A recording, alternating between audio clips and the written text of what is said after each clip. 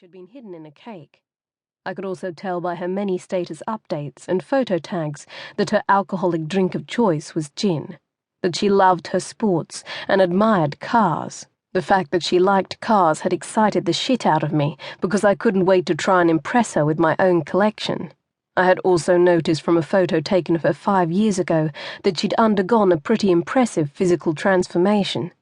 She had looked heavier back then in comparison to the photo I had been given with her resume. But heavier or not, she radiated beauty from her angelic face and was still simply gorgeous. The morning she was to start her traineeship at the hotel was downright crazy. It was also fucking weird due to the fact I had felt flustered, stressed, excited, and all things strangely confusing and nice. Weird, but nice. I never fucking feel nice. I had changed my suit 3 times, worrying about whether or not she would find me good-looking. I was turning into a bloody girl.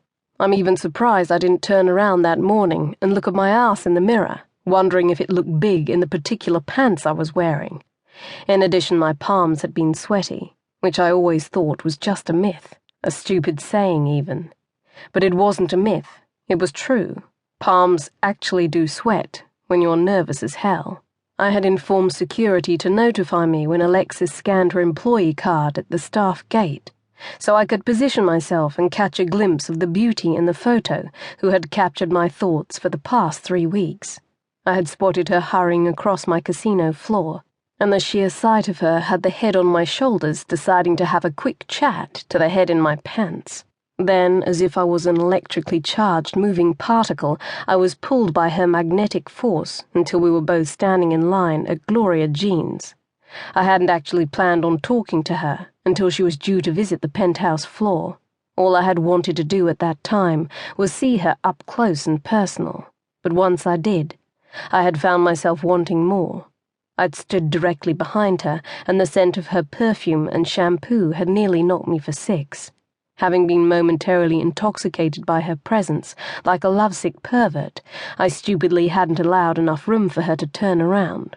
Thank fuck I hadn't, though, because the feeling of hot freaking white chocolate covering my Versace shirt was one of the best feelings I had felt in a very long time. The words that then floated out of her perfect mouth sealed my need to be around her as much as I could. She was not only breathtakingly beautiful, she was funny. Adorably fucking funny. Oh shit, Jesus, that is hot. Oh, I'm so sorry. I just wanted to grab her and swallow those cute little words directly from her mouth to mine. But it wasn't until she looked up into my eyes that I nearly fucking had a coronary. I swear my heart skipped a beat, if that is at all possible. I wasn't sure what came over me next because I lost control of my reason and grabbed her by the arm, leading her to God knows where. If my world was perfect, I would have led her to the nearest personal corridor and had her up against the wall, but that was not going to happen, so I had to think quickly before she screamed psycho and kicked me in the balls.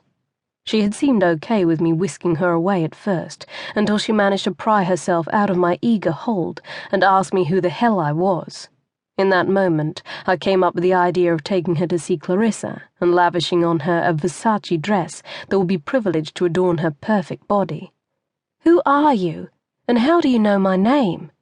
she'd asked. I had thought about opening my stupid mouth there and then, spilling out that the reason I knew her name was because I had thought about her every day since first laying my eyes on her. I'm glad I didn't, though, because it would have probably sealed my fate and declared me borderline stalker. My eyes had quite easily found her wet and slightly see-through blouse, which was lucky because this was how I noticed her name badge, and was able to use that as the less creepy excuse for knowing her name. I also figured I would throw into the mix that I was her boss and see how she'd react. The shade of pink her face had turned was adorable, and I knew from that moment I needed to make her blush a hell of a lot more. It was fucking awesome to watch. I then placed my hand on the small of her back to keep her moving, and this had instantly snapped my dick to attention, like she deliberately sent an electric shock right through me in order to hit that very spot.